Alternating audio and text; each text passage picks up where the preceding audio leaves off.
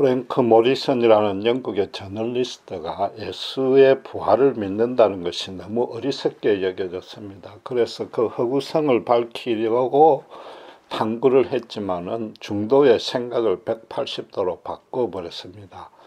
그래서 1982년에 Who Moved the Stone? 누가 무덤에 돌을 옮겼느냐라고 제목으로 예수님 부활의 역사적 진실성을 입증하는 책을 발간했습니다. 그 책의 서문에 보면은 자기가 순간적인 어떤 영감과 통찰력으로 갑자기 생각을 바꾼 것이 아니라고 합니다. 그 사실 자체가 갖고 있는 경고성이 너무 단단해서 서서히 바꿀 수밖에 없었다고 합니다. 즉 원래 제작한 의도와 정반대가 된 것이기 때문에 부활을 믿지 않는 것이 오히려 너무 어리석다고 말하는 셈인 것입니다. 저는 그 책을 전부 읽지는 않았는데 오늘 보신 본문을 잘 살펴보면은 과연 무덤에 돌을 누가 옮겼는지 추적은 가능합니다. 예수님의 부활에 대한 성경 기록이 허구라고 반발하는 근거는 예수님이 십자가에서 급하게 끌어져 내려졌기 때문에 완전히 운명한 것은 아니라는 것입니다. 그래서 무덤에 안장된 육신을 제자들이 훔쳐가서 상처를 치료한 후에 부활했다고 거짓으로 선동했다는 겁니다. 58절에 보면은 아리마대 요셉이 빌라도에게 예수에게 시체를 달라고 그러니까 빌라도가 순순히 허락했습니다. 예수님은 6월절 절기 시작하기 전날인 금요일 오후 3시에 운명을 했는데 율법에 따르면 시체를 밤새 나무에 달지 못하게 되었습니다. 안식일이나 절기에는 더더욱 그렇습니다. 지금 요셉은 산헤드린의 공회원으로서 당연히 율법을 준수하고자 했을 것입니다. 또한 그보다 더 중요한 이유는 57절에 그는 이미 예수님의 제자가 되었습니다. 예수님이 메시아라는 걸 믿고 있었고 또 하나님의 아들이 그런 수치 가운데 버려둘 수는 없다고 여긴 것입니다. 본문에서 보다시피 예수님이 십자가에서 급하게 내려진 것은 분명한 사실입니다. 그러나 요한복음 19장 33절 34절에 보시는 대로 로마 군병이 예수의 다리를 꺾으려고 봤더니 이미 죽은 것을 확인했습니다. 그래서 창으로 옆구리를 찔렀더니 피와 물이 쏟아져 나왔습니다. 처형장에 보초를 서는 군병이라면은 장의사 이상의 지식과 경험이 있습니다. 호흡과 맥박이 중지된 것을 확인 안 했을 리는 없는 것입니다. 마침 그 병사가 예수를 믿었거나 아주 공경해서 죽지 아니했는데도 죽었다고 거짓말했을 확률은 아예 없습니다. 나중에 예수님이 살아나면은 자기가 똑같은 더 큰 벌을 받기 때문에 그럴 리는 없는 것입니다. 거기다가 창으로 찔린 그 상처에서 출혈이 계속이 되기 때문에 무덤 안에 있었던 3일, 날짜로는 3일이지만 시간으로는 하루 반, 즉 36시간 동안에 그렇게 피를 쏟고 살아있을 리는 절대 없는 것입니다. 따라서 급히 내려졌지만은 예수님은 완전히 죽은 것입니다. 예수님은 공식적으로는 로마 법정에서 로마 반역죄로 사형 선고를 받았습니다. 몇 번 강조했듯이 로마는 반역죄인을 반드시 십자가에 처형합니다. 거기다가 그 시신을 새가 막 다 파먹고 완전히 흉측한 몰골이 될 때까지 십자가에 계속 달아두는 것이 그들의 간섭이었습니다. 로마에 거역할 것은 꿈도 꾸지 말라는 경고를 보내는 것이죠. 그래서 빌라도가 이렇게 쉽게 허락했을 리가 없다고 또 반발합니다. 즉, 이 부활 기사 전체에 신빙성이 없다는 거죠. 그러나 알다시피 빌라도는 예수님의 무죄를 확신했습니다. 유대 지도자들과의 마찰을 피하고 싶어서 마지못해 사형을 선고한 것이죠. 그 시체를 나무에 계속 둘 수 없다는 유대의 종교적 간섭도 알고 있었고, 유월절이 바로 내일부터 시작이 되는데 아직까지 예수에 대해서 호의를 갖고 있는 유대인들이 소란을 피울 가능성도 염려한 것입니다. 거기다가 유대 공회원인 요셉이 와서 달라는데 그 요구를 무시할 필요는 없는 겁니다. 거기다 뭡니까? 자기 아내마저도 예수는 옳은 사람, 의인이니까 절대로 함부로 대하지 말라고 경고를 받은 것이 자꾸 신경이 쓰였습니다. 어떻게 했든지 간에 예수님의 사건에서 빨리 이 손을 털고 싶었던 거죠. 그 65절에 보면 대제사장이 예수의 무덤을 그 시체 방지를 위해서 지켜달라고 요구를 하니까 너희에게도 파수꾼이 있지 않느냐, 너희가 알아서 해라 말, 내 손에서 떠났다는 거죠. 더 이상 예수 문제로 골치 섞기 싫다는 겁니다. 그래서 빌라도가 예수님의 시신을 순순히 내줄 만한 정황적인 요건은 충분했던 것입니다.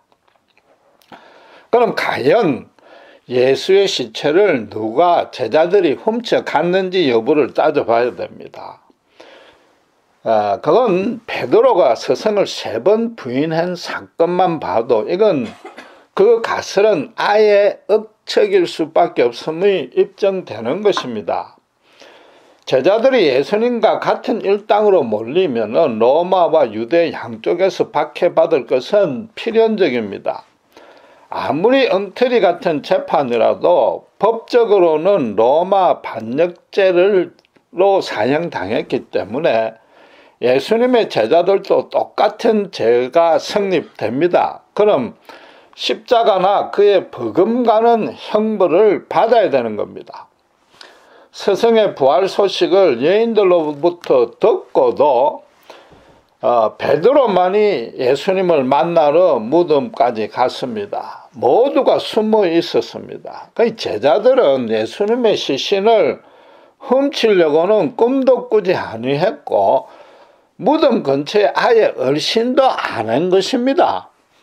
그런데 문제는 본문에 보면은 요셉이 예수님의 시체를 무덤에 안장한 것은 금요일 오후 내지 저녁입니다. 대신에 파수꾼이 무덤을 지킨 것은 62절에 보면은 그 이튿날입니다. 그러니까 금요일 저녁부터 토요일 오전까지 반나절 동안에는 무덤에 보초가 없었는데 그 사이에 도난 당할 수 있지 않는가라는 거죠. 그러나 마태가 60절에 보면은 큰 돌을 굴려서 무덤을 막았고 61절에는 2 여인만 무덤 앞에 남아 있었다라고 기록합니다. 그게 무슨 뜻입니까? 그 여인 2명으로는 그 돌을 옮길 힘이 전혀 없다는 걸 강조한 거죠. 지금 이 대제사장과 유대 공원들은 이 무덤을 보초에 서는 것이 얼마나 중요한지 인식하고 있습니다. 그러니까 66절에 저희가 파수꾼과 함께 갔습니다. 그럼 제일 먼저 뭘 했겠습니까? 분명히 무덤을 다시 열고 시체 점검부터 했을 것 아닙니까? 옆구리에 창자국이 있는지 보고 완전히 죽은지 다시 확인하고 돌로 막고 임봉했을 겁니다. 만약에 그 반나절 동안에 시체가 도난됐다면 이때 이미 큰 소동이 난 것이죠. 결국 예수님은 그 반나절을 포함해서 부활하실 때까지의 3일, 36시간 동안에 인간 사회마저도 완전히 차단된 겁니다. 하나님에게 외면당한 것뿐만 아니라 모든 사람을 떠나서 철저하게 혼자 그 무덤 안에 홀로 버려두진 겁니다. 당신을 처형했던 유대 대중들이나 이 제자들마저도 예수님과는 예면하고 있었습니다. 당신 혼자서 하나님의 인간의 죄에 대한 진노를 담당하신 것입니다. 거기다가 또 뭡니까? 당신이 인간 사회에서마저 철두철미히 버려졌단 말이에요. 신자들도 이 강야 같은 인생길을 살 때에 주위 모든 사람이 다 자기를 오해하고 싫어하고 억울한 누명을 쓰고 다 떠날 때가 있습니다. 그러나 그때도 주님은 이미 다 그런 걸 그것마저도 우리 대신에 체험하시고 감당하셨기에 우리의 슬픔과 고난을 너무나 잘 아시기에 그때도 함께 해 주신단 말이죠. 생전에 유대사에서 아예 축출된 소외된 비천한 사람 곁에 갔던 유일한 랍비가 예수님이었지 않습니까? 시편 27편 10절의 말씀대로 내 부모는 나를 버렸을지라도 여호와는 나를 영접해 주시는 겁니다. 예수님이 지성소의 휘장을 깨뜨림으로 해서 우리는 언제 어디서 어떤 경우가 생기들지라도 사람들에게 완전히 왕따가 될지라도 그분 앞에 담대히 나아갈 수 있으며 주님은 우리를 절대로 예면하지 아니하시는 겁니다. 무덤의 돌은 28장 2절에 보다시피 무덤 근처에 또 큰 지진이 일어났고 그 후에 천사가 굴린 것입니다. 틀림없이 대제사장은 그 보초를 자기들의 신복, 잘 아는 자들을 세우고 졸지 말라고 엄명을 내렸을 것이며 이 파수꾼들도 교대로 지켰을 겁니다. 그 놀라운 광경을 직접 목격한 것입니다. 이 성경 기록이 참 세밀한 걸 다시 확인할 수 있는데 성경이 세밀하다는 것은 일어났던 사실이 그렇다는 겁니다. 일어났던 사실이 그렇다는 것은 하나님께서 그 사건들을 아주 정밀하고도 완벽하게 일으켰다는 뜻이죠. 설령 보초들이 모두 졸고 있다 할지라도 뭡니까? 큰 지진이 났으니까 그 무덤 근처입니다. 그들이 깨었을 겁니다. 그러고 지진 후에 천사가 돌을 굴렸단 말이에요. 그걸 못 봤을 리는 없는 겁니다. 하나님의 그 권능 앞에 오금이 저려가지고 꼼짝도 못했던 겁니다. 그러니까 28장 11절 15절에 보면은 모든 되어진 일을 대제사장에게 가서 보고를 하는데도 대제사장이 그들을 전혀 문책도 안 하고 추궁도 안 합니다. 그걸 그냥 그 사실 그대로 인정하는 겁니다. 그 신복들이 보초를 태만하게 섰을 리도 없고 거짓말할 리도 없다고 그들은 인정한 것입니다. 그러니까 마지막으로 궁여지책으로 돈을 준 후에 제자들이 시체를 훔쳐갔다고 소문을 내라는 거죠. 이런 사실까지도 성경에 기록이 되었다는 것은 나중에 그 중에 한 명이 양심선언을 했거나 이 소문이 도대체 어디서 났는가? 시체 도난설이 이 추적을 하다 보니까 최초 발설자가 대제사장 쪽에서 나왔더라. 이걸 알게 된 것이죠. 대제사장은 어떻게 하든지 모든 수단을 동원해서 예수님의 영향력, 그것도 죽어서 시체로 되어 있는데 꼼짝 못하고 있는데 영향력을 막아보려 했는데 그 모든 수단이 오히려 거꾸로 예수님의 부활을 그 역사적인 진실성을 더 보장하는 결과가 된 것이죠. 그게 하나님이 하시는 역사의 모습인 겁니다. 진리이기 때문이고 사실이기 때문인 겁니다. 거기에 부활하신 예수님의 권능이 역사했기 때문인 겁니다. 진리라는 것은 그 자체가 진리로서 증명을 하는 것이지 구태여 무슨 변론이나 증거는 필요 없는 겁니다. 만약에 제자들이 그 목숨이 붙어 있는 예수를 훔쳐서 부활했다고 조작했다고 칩시다. 그러려면은 현실적으로 자기들에게 어떤 이득이 반드시 있어야 됩니다. 그러나 그들은 재물이든 권력이든 명예든 어느 것 하나 얻지 못했고 오히려 정반대가 되었습니다. 유대사회에서 핍박을 받았습니다. 스승처럼 머리 둘 곳 없이 좁고 협착한 길을 걸어갔습니다. 결정적으로는 거의 모두가 순교했습니다. 자기들이 만든 거짓말을 그걸 지키려고 목숨을 내놓는 바보는 없는 것입니다. 자던 성도들의 무덤마저도 터뜨린 예수님의 부활 생명이 그 무덤 안에까지 들어갔는데 이 살아있는 제자들에게는 더더욱 큰 권능과 은혜로 작용했을 것 아닙니까?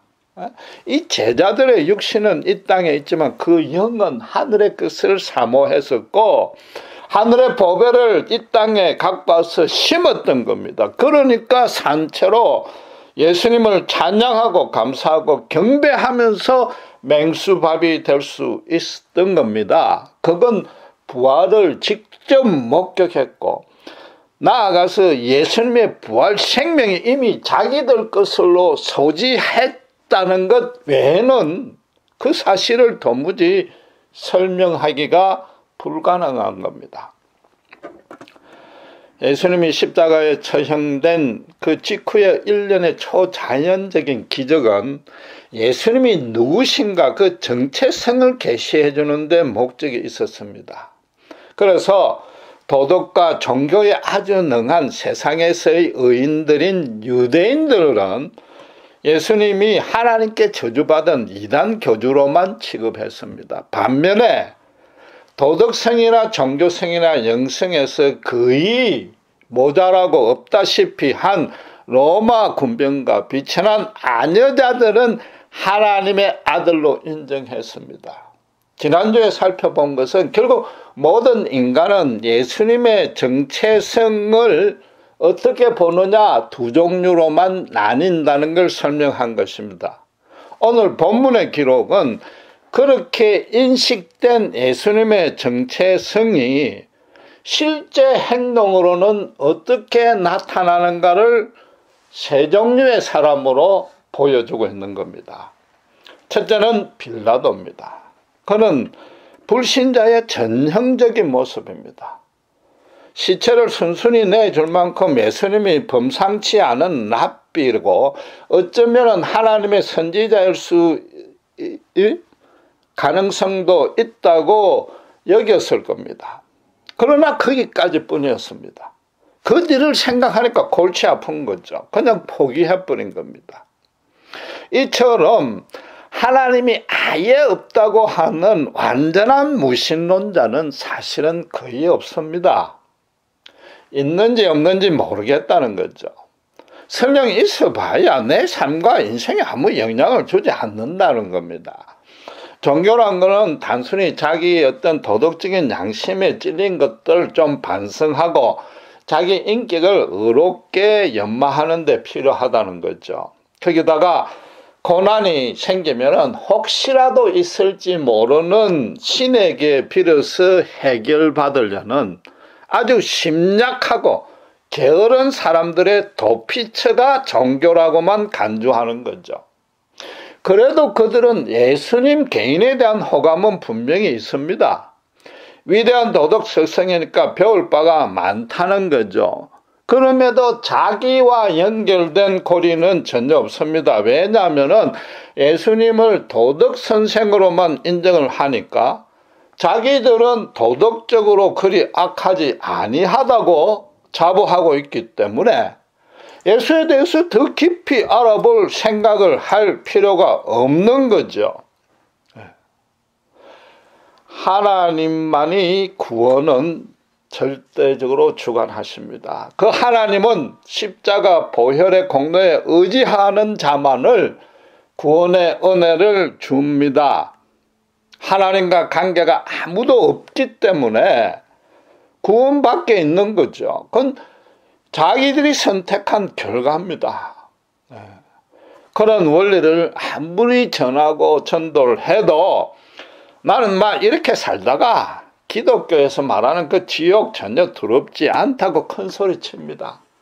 막상 죽음이 닥쳤는데도 불안해하고 곤혹스러워 하면서도 끝까지 예수의 십자가는 거부하니까 그들을 볼 때 그저 안타까울 따름인 거죠. 두 번째 사람은 유대 종교 지도자들과 그들을 추종하는 무리입니다. 이들은 예수를 미워해서 적극적으로 해방한 자들입니다. 그럼 지금 누구에 해당됩니까? 이슬람입니까? 북한 정권입니까? 아닙니다. 이슬람도 예수는 하나님의 선지자라고 인정했습니다. 알라를 모르는 모든 사람을 포교 아니면 성전의 대상으로만 삼았고 그들이 미워한 것은 이스라엘입니다. 네. 북한 정권도 인간 행복은 물질이 보장한다는 유물사관에 있는 바탕이 되어 있기 때문에 하나님 자체를 부인하는 거죠. 그러니까 그들은 오히려 빌라도 같은 불신자의 범주에 속합니다. 이 유대인들은 유일하신 하나님, 창조주 하나님을 믿고 따랐습니다. 하나님을 향한 열심과 정성은 최고였습니다. 딱 하나 예수님의 십자가 대속의 은혜만 부인한 거죠. 지금으로 치면 교회 안에서 예배드리고 헌금하고 봉사, 전도, 기도에 성실하게 준행은 하는데도 예수님의 십자가 은혜에 대해서는 알지 못하고 그 사랑과 권능 안에 살고 있지 않는 교인들을 말하는 겁니다. 예?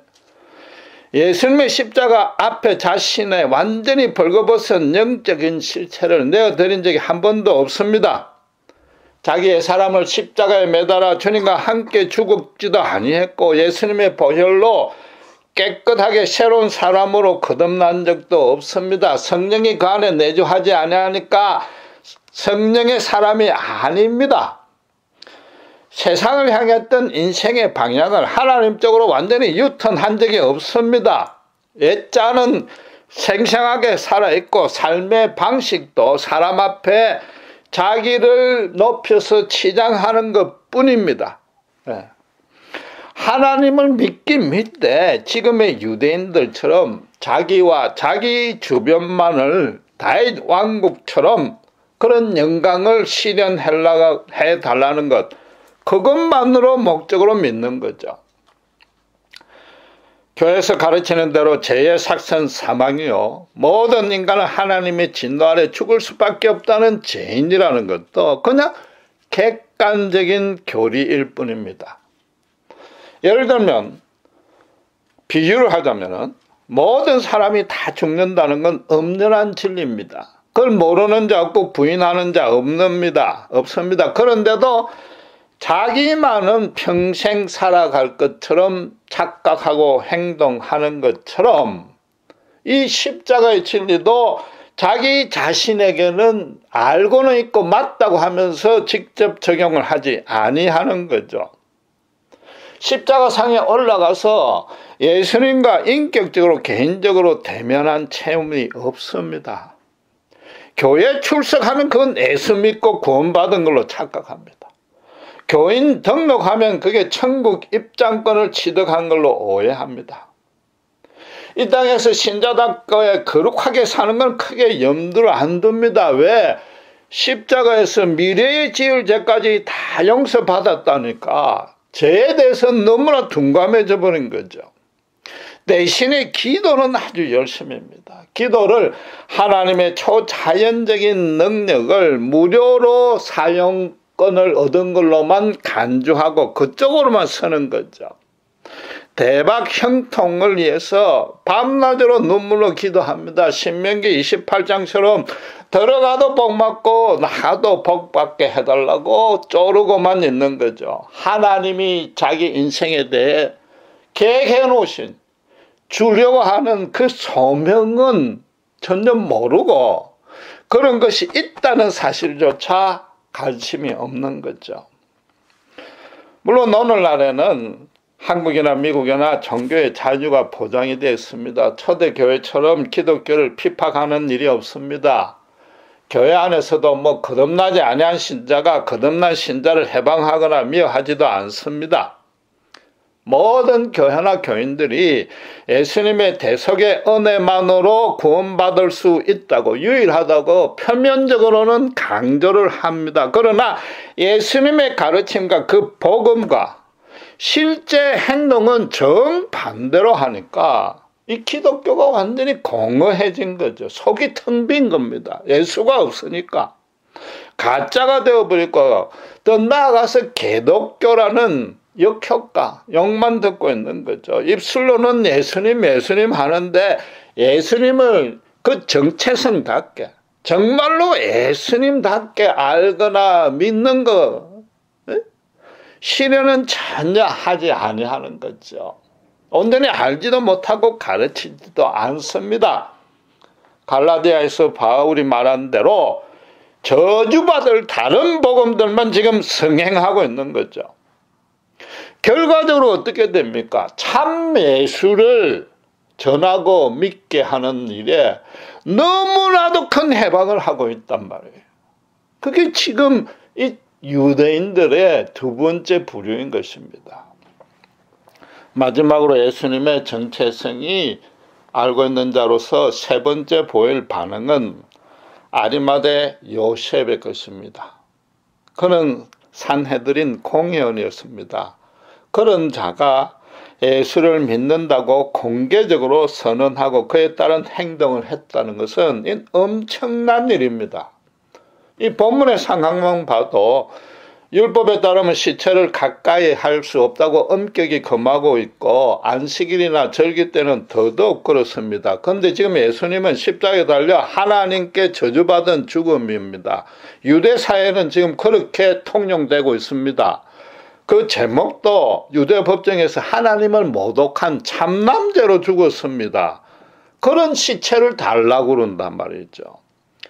59절 60절에 보면은 부자라서 공회원이고 하니까 하인을 시켰는지는 안 나와있지만 어쨌든 직접적으로 그 장사 질체를 진행했습니다. 자기 가족 뭐를 안장했습니다. 그 안에다가. 유대 공회원이고 부자니까 충분히 그럴 수 있지 않느냐. 그 쉽게 생각할 문제 아닌 겁니다. 부자고 공회원이니까 오히려 더 그럴 수 없습니다. 지금껏 재물과 권력을 목표로 해서 그 자리에까지 이르렀는데 그걸 쉽게 포기할 수는 없는 겁니다. 오늘날에도 재벌들 보면 친형제끼리 소송하고 나중에 원수가 됩니다. 고위직인 공무원일수록 건모술수나 부정부패가 더 심하지 않습니까? 지금 요셉은 그 공회원이라는 신분, 위치, 특권은 사실은 일시적인 껍데기일 뿐이란 걸 알게 된 거죠. 그게 다 없어져도 아무 상관하지 않게 된 겁니다. 예수님을 알고 믿는 것과 그 모든 것과 바꾸고도 남는다는 확신이 생겼기 때문에 이 일이 가능해진 거죠. 사람이 물질이 궁핍하거나 육체의 질병 때문에 느끼는 고통보다는 사실은 인간 사회에서 특별히 자기들 동료들 사이에 따돌림 당하는 것이 가장 괴롭습니다.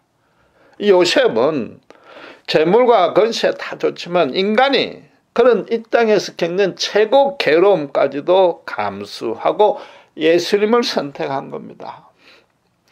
요한복음 19장 39절에 보면 이 장사에 같은 공회원이었던 니고데모도 몰약과 침향 100건을 가지고 와서 돕습니다.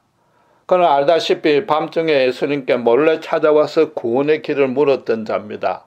예수님이 성령으로 거듭나지 않으면 천국을 보지 못한다고 대답하니까 그 대답이 무슨 뜻인지 모르고 곤혹스러워서 돌아갔습니다. 그래서 이 니고데모는 틀림없이 이 대제사장이 조작하고 허위로 고발한 재판에 동참은 하지 아니했을 겁니다. 그럼에도 그 곁에서 자기에게 그런 수수께끼 같은 선문답을 하신 예수님이 과연 이 일에 어떻게 반응하는지 예의주시했을 것입니다.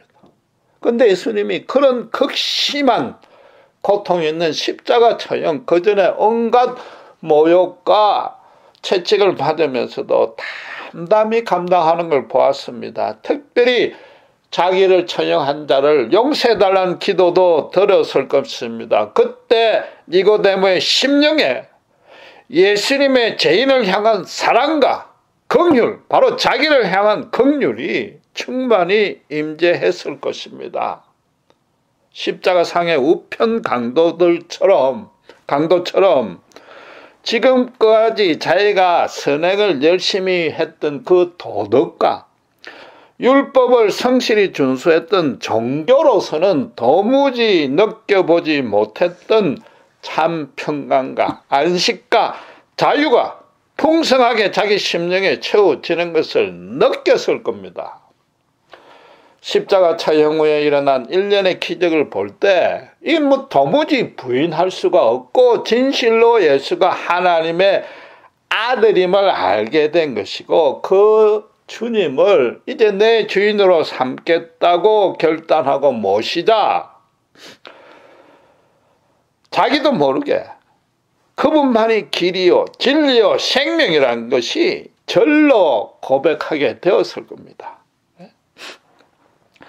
자기가 그게 의도하고 계획한 일이 아니기 때문에 이건 성령님이 간섭하셨고 하나님이 주신 은혜요 지혜요 깨우침임을 인정하게 되었을 겁니다. 그러니까 어떻게?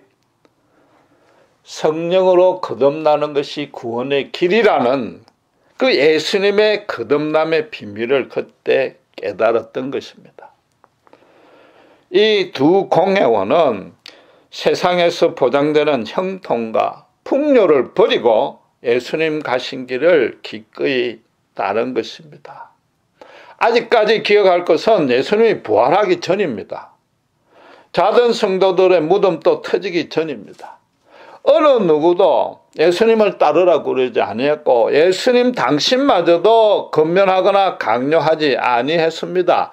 다른 사람과도 아무와도 의논하지 아니했습니다. 지금 제자들은 다 숨어 있습니다. 그러나 이 두 사람은 예수님의 가르침과 사역과 십자가 처형과 그 직후에 일어났던 이적들, 즉 마태의 기록대로 그 되는 일들을 보고 듣고 하니까 그걸 하나 가감없이 있는 그대로 수용을 했더니 하나님께서 자기 자신을 진정으로 낮추는 그런 역사 은혜를 깨달은 겁니다. 진리의 영이 성령이 간섭한 겁니다. 하나님이 예수님의 십자가를 통해서 계시했던 의와 죄와 심판에 대한 진리를 깨달은 겁니다. 이 두 사람의 구원은 오직 예수님 당신의 정체성의 정확하고 온전하게 깨달은 데서부터 시작되고 근거가 된 것입니다. 요컨대 오늘 본문의 말씀은 예수님을 진짜로 인격적으로 1:1로 체험적으로 대면하면은 아리마대 요셉이나 니고데모처럼 그런 행동으로 그런 반응을 할 수밖에 없다는 겁니다. 예수님이 누구신지, 하나님의 아들이 이 땅에 왜 인간으로 오셨는지, 왜 십자가에 죽어야만 했든지, 그 결과가 무엇인지 온전히 깨닫게 되면 그 인생은 뒤집어진단 말입니다. 니고데모와 이 요셉의 그 후의 행적에 대해서는 성경은 침묵합니다. 그러나 틀림없이 예수님이 이 땅에서 걸었던 그 길을 따라갔을 것입니다. 지금까지 자기가 속해 있던 상위 몇 프로의 고위층, 부유층과의 교류에서 빠져나왔고, 아니 자연히 이탈되고 단절되었을 겁니다. 그러나 이 땅에서 그런 왕따 당하는 것이 자기에게 고통스럽지도 아니했고 슬퍼지도 아니했고 심지어 신경도 쓰이지 아니했을 것입니다. 대신에 예수님처럼 세리와 창녀와 고아와 가우와 병자와 불구자들을 기쁨으로 감사함으로 그것도 자기 재산을 들여가면서 섬겼을 것입니다. 예수님께서 하나님을 사랑하는 것과 이웃 사랑이 온 율법과 선지자의 강령을 다 이루었다 그랬고, 특별히 생뚱맞게도 이웃 사랑이 하나님 사랑과 똑같다 했던 그 가르침을 이제는 깨달았을 겁니다. 예수님을 사랑을 가지고 실제로 실천해 보니까 그 가르침이 의심 없이 수용되었던 겁니다. 사마리아인의 비유에서처럼 누가 자신의 진정한 이웃인가 깨닫고 지금까지의 이웃은 다 버리고 고통 중에 있는 모든 자들을 자기의 이웃으로 삼았던 겁니다. 예수 믿고 난 뒤에 얻는 참 복은 바로 이것입니다. 기도해서 자기 소원하는 것 이루는 것보다는 예수님 말씀대로 순종하며 예수님이 가는 길을 따라갈 때에 그 이웃을 예수님의 사랑으로 실천할 때 느끼는 그 복만한 복은 없는 겁니다. 그건 실천해 본 자만이 알고 아무리 설명을 해도 다른 자들은 모릅니다. 이만큼 예수 믿은데 고귀한 복은 없는 것입니다. 예수님의 무덤의 돌은 천사가 옮겼습니다. 더 나아가서 천사를 그렇게 하신 하나님이 옮겼습니다. 인간 세상의 최고의 모략과 권력으로 막아보려 했지만은 하나님의 십자가의 모략은 감출 수도 없고 막을 수도 없는 겁니다. 예수님의 부활 생명이 바위를 뚫고 안에서 밖으로 터져 나온 겁니다. 신자란 예수님의 무덤의 돌을 하나님이 옮겼음을 믿는 자입니다. 그런데 그것으로 그치면 여전히 객관적인 교리 수준입니다. 바로 이 니고데모와 요셉처럼 성령으로 거듭나고 예수 구원, 십자가 비밀을 체험으로 알게 된 자가 신자입니다. 그래서 그 비밀 안에 있으면서 그 은혜를 소지하고 있는 겁니다. 이전에 예수를 몰랐을 때 자기는 죄와 사탄과 사망의 무덤에서 죽어서 그 안에 있었던 시체였단 말이에요. 그러다가 예수로 인해서 자기 무덤의 틀을 깨뜨리고 부활했던 체험이 있는 자가 신자단 말이에요. 그러니까 이젠 니고데모나 요셉처럼 예수님을 따라 그분이 이루지 못한 고난을 자기 몸에 채우는 자가 신자이단 말이에요. 물론 그 실행은 더딜 수 있습니다. 그러나 인생의 방향은 완전히 바꾼 자입니다. 그래서 세상의 모든 것을 다 잃어도 이들처럼 예수만으로 만족하게 된 겁니다. 최소한도 다 잃어도 크게 개의치 않게 된 자란 말이에요. 지금 제가 선행을 열심히 하라는 도덕적인 가르침을 말씀드린 게 아닙니다. 이건 너무나도 심각하고 진지하게 들어야 될 말씀입니다. 초대교회 신자들은 그들이 믿고 따랐던 복음은 굉장히 간단합니다. 예수가 부활했으니 나도 부활하고 그러니 이 땅에 두려울 것 없다 이겁니다. 그 복음이 시대가 바뀌었다고 지금 바뀔 리는 없습니다. 오늘날 신자가 복음 안에 있다면은 그 초대교회 교인들처럼 살고 있어야 된다는 거죠. 예수님의 무덤의 돌은 하나님이 옮겼지만은 영적인 체험으로는 우리가 옮긴 자가 되어야 됩니다. 그 무덤을 열고 부활하신 예수님을 내 속에 이끌어 들였지 않습니까? 예수님을 구주로 영접했지 않습니까? 예수님이 내 안에 있지 않습니까? 그럼 예수님이 가는 길을 그분과 함께 동행할 수밖에 없지 않습니까? 만약에 그렇지 않다면은 이런 진리를 깨닫지 못한다면은 내가 받은 구원이 진짜인지 아닌지부터 사실은 점검해 봐야 되는 겁니다. 기도하겠습니다. 하나님 아버지 하늘 감사합니다. 아리마대 요셉의 빈 무덤의 돌은 하나님께서 옮기신 겁니다. 그걸 믿는 우리는 단지 객관적인 사실과 교리로 믿는 것이 아니라 내가 이전에 죽어가던 무덤, 시체로 있던 무덤에서 내가 예수로 인해서 내 무덤을 열고 부활한 내가 그 부활의 증인이요 무덤에 돌을 옮긴 자임을 압니다. 이제는 예수 그리스도를 무덤에서 끌어내어 내 속에 영접하였고 내 구주로 주인으로 모시고 있기에 요셉과 니고데모처럼 세상의 모든 것을 다 잃더라도 예수만을 따라가는 저희들 됐음을 압니다. 이 일에 비록 저희들이 연약하고 나태할 수는 있어도 세상의 것들로 인해서 더 이상 괴로워하고 개의치 않음을 오히려 예수 믿는 가장 큰 복으로 알고 그 은혜 주신 주님께 감사합니다. 이제는 저희들로 인해서 세상 앞에 부활 생명을 그 권능을 드러낼 수 있는 저희들 될 수 있도록 저희들을 이끌어 주시고 저희에게 가장 큰 복으로 날마다 채워 주시옵소서. 우리 또한 날마다 우리를 부인하며 예수 십자가를 따라감으로 해서 그 복을 놓치지 않는 복된 신자가 되게 인도해 주시옵소서. 감사합니다. 우리 주 예수 그리스도 이름으로 기도드렸습니다.